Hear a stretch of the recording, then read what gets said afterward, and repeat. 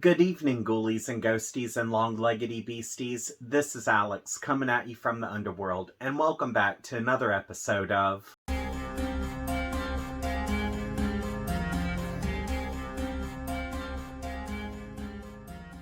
By the time you see this, Halloween will have come and gone, which I am so very sorry that this video is as late as what it is, but last Friday I walked out of my mentally abusive day job that I had been stuck at for the last 8 years.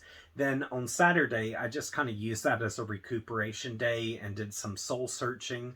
And while I did that, I had a few possibilities land right in front of me, so wish me luck.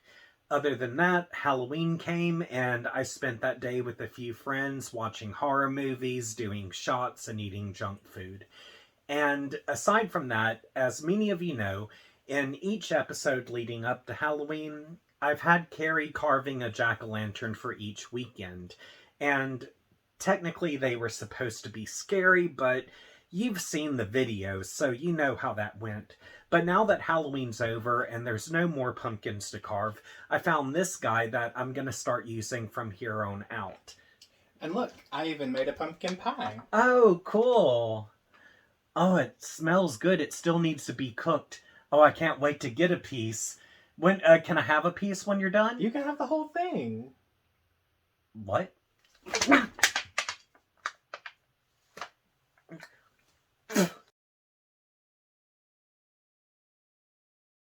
Well, I should have figured something was up, but at least I have this good-looking jack-o'-lantern for the next few years, and Carrie is receiving the best of care in the nearest hospital.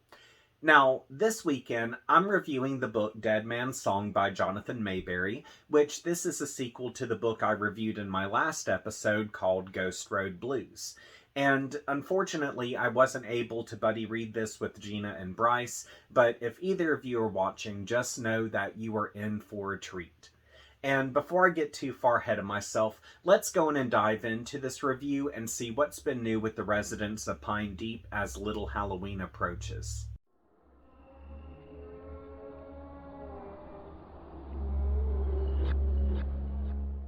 Dead Man's Song by Jonathan Maberry picks up immediately after the tragedy that occurred at Guthrie Farm, where everyone is trying to recover. Meanwhile, as October progresses, Griswold is still trying to form his army of the damned, which is composed of these gruesome vampires who are recruiting new victims every night. Then, as Malcolm and Val are trying to pick up the pieces and continue forward, Ruger decides that he wants to recruit Val as a vampire.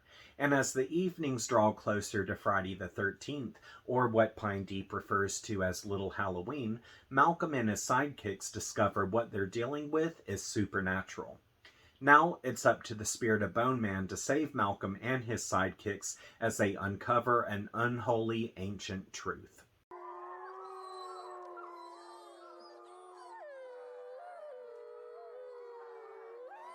Published in 2007, Dead Man's Song by Jonathan Maberry was named one of the 25 best horror novels of the new millennium. Although Maberry has produced a slew of zombie fiction, he is also a huge fan of the non-romantic type of vampire and werewolf. And while some may ask why Maberry writes about monsters, his response in the past has been he doesn't write about monsters. Instead, he writes about humans who fight monsters. Maberry grew up in a poverty-stricken area of Philadelphia in the 1960s and early 70s, which was extremely violent. And at home, Maberry suffered from domestic abuse. Yet he found refuge at his grandmother's house, where she shared her knowledge of 18th and 19th century European folklore. Which this is where Maberry learned of the many types of werewolves and vampires. And while staying true to folklore, when he wrote the Pine Deep trilogy, he tweaked these creatures to fit his story while showcasing multiple breeds. Fun facts! Since one of my favorite scenes in Dead Man's Song notes that there is hemlock and an albino crow in Dark Hollow, here are a few facts that I found out about those symbols. Hemlock is a plant that is so poisonous it is dangerous to touch, and it was used to kill Socrates. Also, the Latin maculatum means spotted and refers to the purple red stemmed markings, which, according to an Old English legend, represent the brand put on Cain's brow after he committed the first murder. While hemlock is affiliated with the element of water as well as the planet Saturn, it is also seen as a feminine plant that is tied to Hecate. In spellcasting, hemlock was used to induce astral projection, destroy sex drives, strengthen hexes, and its juices were rubbed into swords and knives to purify them before use. In mythology, it had been noted that when seeing an albino crow, it is time to cleanse oneself of all of the bad they have done and reflect on their life. And since the albino crow symbolizes purification, trust, honesty, clarity, opportunity, and insight, it is seen as a good omen. With that said, it's time to move on to the spoilers section, which, if you haven't read this before, I'm about to reveal some things that could ruin the experience for you. So if you would like to click away, all you have to do is scroll down to the comments section and you'll see that I have a comment pinned at the top with a timestamp in it. All you have to do is click that timestamp and it will direct you away from the spoilers and bring you to the thoughts section. Now, you only have 17 seconds to do this, so ready, set, go!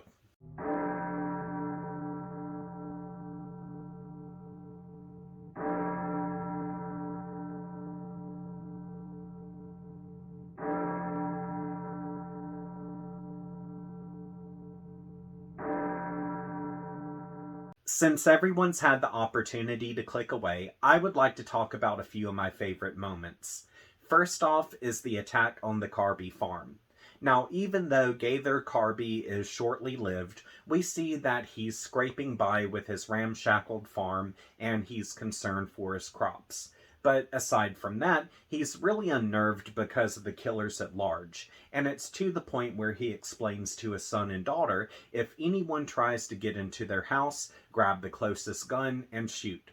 But no matter how well prepared he might be, one evening Carby goes out to smoke a cigarette and he notices that there's this peculiar dead smell. So, with his curiosity piqued, he goes and checks it out and comes across 5 graves that he had no clue were on his property. But to make this even worse, he notices that the loose soil is starting to move because something under it is starting to rise. Then, before he can actually run back to his home, he is bombarded by a group of vampires. I really love this moment because it was a good old-fashioned intense slow burn. Also, I really enjoyed the description of the property, such as the crops and the ramshackled farm, because with this being at nighttime, it added a whole other level of creepiness. Plus, I live in the country, so this landscape was relatable to me. And I'm not going to lie, I read this late at night, and because of how everything just came together, it really allowed my imagination to get the better of me. The next moment I enjoyed was when Malcolm and Newton braved the old Griswold place because Malcolm needed answers. Now, leading up to this, when they had first arrived in Dark Hollow, they heard a ghostly guitar play a few strings, which this indicates to us that Bone Man is watching over them. And as they advance into what's known as the Passion Pit, they discover that they're surrounded by hemlock and crows, which among the crows, one of them is albino. From here, they end up making it to the old Griswold place, and they see that it actually looks to be fairly new considering it's been abandoned for 30 years. But even more unnerving, the inside is chained shut, which this means there's something living in there. Then, as the men decide to leave the place, they start to walk off of the porch, and this is when the porch collapses and a horde of roaches emerge from the rubble and chase after them. Yet these are no ordinary cockroaches because they do not run where the sunlight falls. Although I knew something was going to go down, I honestly did not know what to expect. And to make this even more intense, Maberry takes this moment and breaks it up into chapters. Then he spreads it out among other storylines. So because of how he laid this out, I honestly could not put the book down as this was going on. Also, during this scene, I found out some really cool information about Griswold. Now, earlier, Newton had done some research and found out that Griswold was affiliated with this European werewolf trial in the 1500s. And as Newton and Malcolm are discussing this in Dark Hollow, we can assume that Griswold had stood the test of time because he practiced the dark arts. Well, on top of that, Malcolm adds that Griswold's name, which is Ubel Griswold, actually translates into Wolf of the Grey Forest, which, lo and behold, all of the trees in Dark Hollow are grey. So, because of how the pieces of this puzzle came together, it really made me admire how thought-provoking Maberry is. My final favorite moment was the grand finale at the Guthrie farm, which, leading up to this, Val and Mark had gotten into an argument because he was going to beat his wife for having PTSD. Well, after Val handed him his ass, he stomped off to go do whatever. Then, as night started to fall, Val and Connie decided to have a brief walk and enjoy the rest of the sun. But as they approached their barn, they noticed Mark's necklace on the ground. And while Val realizes this is not good, Connie pushes open the barn door and sees Boyd standing there before Mark's dead body. Then, before either of them can run, Boyd attacks and bites Connie's neck. And since Val has her gun, she shoots Boyd, but this does very little to slow him down. And while this is all happening, 3 of Val's farmhands come to try to save the day. And even though Boyd is just messing them up left and right, this gives Val the opportunity to unload in Boyd's head and actually kill him. I really love this moment because it was full of non-stop action, and I was really surprised that Connie ended up getting bitten on the neck, which I'm assuming that because of her surviving this, she's probably going to become a vampire in the next book. Also, this is the second time I've read a book where Maberry has presented a kick-ass climax, so for that reason, I'm really expecting a lot with the last installment.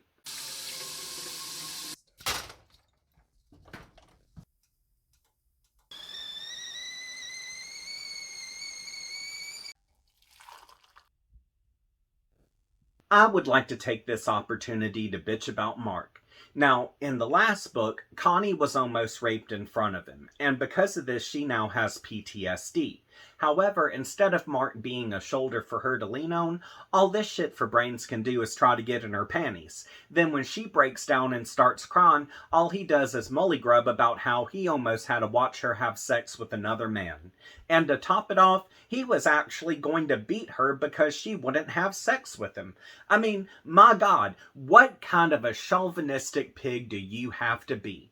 And you know what? I do have to give it to Val here because, she tried to reason with him and everything, and she did hand him his ass a little bit, and she did a pretty good job of explaining the difference between sex and rape because this idiot was too stupid to know the difference. But truth be it, I think that her explanation probably just amounted to a hill of beans, because when you have someone like Mark, you really have to grab them by the balls to make your point. Dead Man's Song was a damn good sequel that felt like the first book never ended. And while we're presented with the same well-developed characters, there are 1 or 2 newbies added into the mix. Also, some of the themes of Book 1 are revisited here a little bit stronger, such as PTSD, toxic masculinity, and greed. Character-wise, everyone remained very well developed, especially when it came down to learning a little bit more about their backstory. And I was really happy to see that Newton wasn't just a blood-sucking reporter. Also, I was happy to see the different perspectives that we gained in regards to what was going on. Like, for example, we have Newton, who is a complete skeptic, but by the end of the book, he becomes a believer. Then we have Dr. Weinstock, who believes in the laws that human bodies must abide by. However, as the corpses in his morgue are going against those laws, we see where he becomes frazzled because he knows that this cannot be possible. Whereas we have Malcolm, who is more open to everything. But those are just a few examples of the different perspectives that we gain. Theme-wise, PTSD is a pretty strong topic here, especially when it comes down to Connie, because in the previous book, Ruger had tried to rape her in front of her husband. And due to how her case is portrayed, we see that the thought of sex triggers her. And instead of her husband trying to make things better, he degrades her emotions and tries to force himself on her, which this makes matters worse for both of them. Then on the flip side, we have Val, who also has PTSD because of Ruger. Granted, her PTSD isn't as bad as Connie's, but it's still bad. However, because of Malcolm helping her, she's able to overcome her PTSD, which I understand not everyone can overcome their PTSD, but it totally helps when you have someone in your corner. Also, in Dead Man's Song, we see that Mark has some serious ego problems. Like, for example, we see that he tries to force himself onto Connie. He doesn't nurture her. He blames her for what happened. And he drills into her head that he would have had to have watched her have sex with another man, when in actuality, that man was trying to rape her. To me, not only does this show how uncaring Mark is, but it shows how insecure he is about his manhood. So for this reason, he uses his toxic masculinity to cover for that. Which, truth be it, I believe the only reason he was really mad about Connie getting molested is because the book alludes to how he views her as a piece of property, and he was mad that someone else was going to invade that property. Also, because of how he views rape, we can safely assume that times before he's blamed the survivors and not the rapist. Another subject that comes into play is greed, which this is seen by how Newton's editor censors his articles that focus on the corrupt authority figures of Pine Deep. And after Newton and him bump heads, it's explained to Newton that Pine Deep makes up 80% of the paper's marketing, and the paper cares more about sales than it does the truth. Another example of greed is by how Chief Bernhardt reacts, which, even though he's been put in charge of the town proper and tour security, he's also been advised to give a curfew in regards to the murders that are occurring, which this pisses him and the selectmen off because they want to keep everything swept under the rug. So instead of them doing anything constructive, they end up just putting out an advisory with the thought process of whatever happens, happens. Now, there are some other topics that I would like to discuss in regards to this series, but I'm going to save that for my next episode as I wrap up this trilogy. Overall, Dead Man's Song didn't scare me or gross me out, but there were actually a few creepy scenes, especially when Val and Connie had seen Ruger outside their window and they wrote it off as their imagination. Also, there were quite a few moments of this book that were very intense and I could not put it down. Dead Man's Song by Jonathan Maberry was a great sequel that felt like the first book never ended. And we do gain some character backstory here, but it's not to the point where it's an overload. However, I do have one minor complaint, because although the book does progress further into October, it kind of lost some of its Halloween charm that the first book had established, but it does pick back up when we get to Little Halloween. So, if you're looking for a great sequel that is deep with supernatural folklore, I do highly recommend that you read this as soon as you finish its predecessor. On to the questions.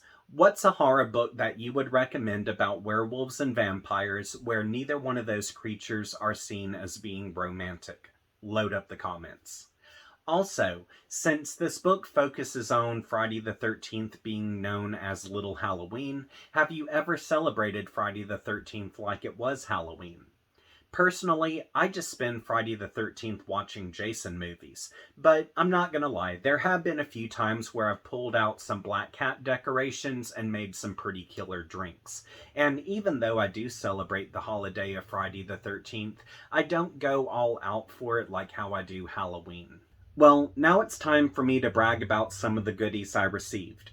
First up is the first book in the Contact series by Mike Duke, which this was sent to me by my good online friend Brandy, and I really don't know what to expect with this book, but if it's anything like what the cover is portraying, I know I'm in for a treat. Next up, I ended up getting Pork Pie Hat by Peter Straub, and this was given to me by my mom for Halloween, which this was a story that I had read last year, and I think it was a part of the anthology called Halloween Horrors, which is also known as October Dreams. And this was one of my favorite stories of that book, so I'm really glad to just have it as a separate entity from that collection. Plus, it has some pretty cool illustrations in this of what goes down with the characters.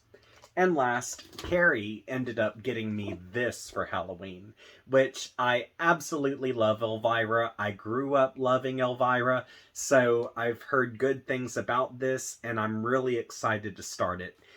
But anywho, that is what I gained for this last week, and I really do appreciate all of those gifts. Before I close out, I would like to thank these amazing people for contributing to my Patreon account.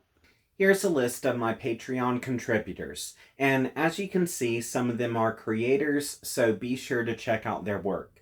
And if you would like to contribute to my Patreon as well, I have a link available in the description section of this episode, and for $5 a month, I'll give you a shout out at the end of my videos, like what you see here. And if there's a specific title you would like for me to tie to your name, just let me know and I'll gladly do that. Also, I do have a $10 tier available where for $10 a month you'll still receive that shout out, but I do creepy photography on the side, so at the beginning of every month I'll send you over one of my creepy photos. Once you receive that, you can print it off, do whatever you like. So if you're able to do this, that's awesome. If not, no sweat. I just hope you return to this channel so we can continue to have a good time together. Also, if you would like to follow me on social media, links to my Facebook, Twitter, Instagram, and TikTok are all in the description section of this episode, so be sure to check those out. And if you have not subscribed to this channel, be sure to subscribe and click that notifications bell because I have more book reviews coming in the near future. So until we see each other again, I hope you had a great Halloween and sweet nightmares.